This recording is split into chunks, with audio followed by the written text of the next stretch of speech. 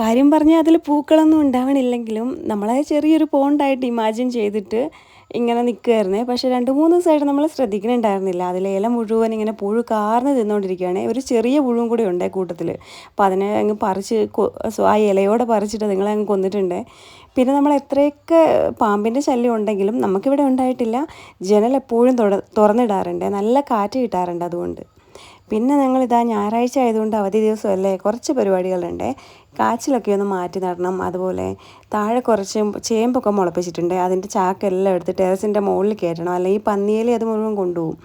അപ്പോൾ അമ്മ ഇങ്ങനെ എൻ്റെ കയ്യിലേക്ക് തരും. ഞാനത് കോണിയിൽ കയറി നിന്നിട്ട് മുകളിലേക്ക് കയറ്റി വയ്ക്കും. ഇതാണ് പരിപാടി.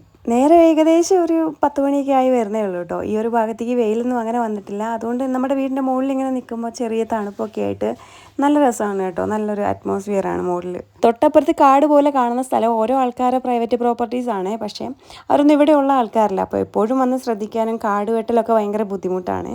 നമ്മുടെ വീടിൻ്റെ മുകളിൽ നിന്ന് അഞ്ചുരുളി ഇന്ന് കാണാനൊരു പ്രത്യേക ഭംഗിയുണ്ട് കേട്ടോ.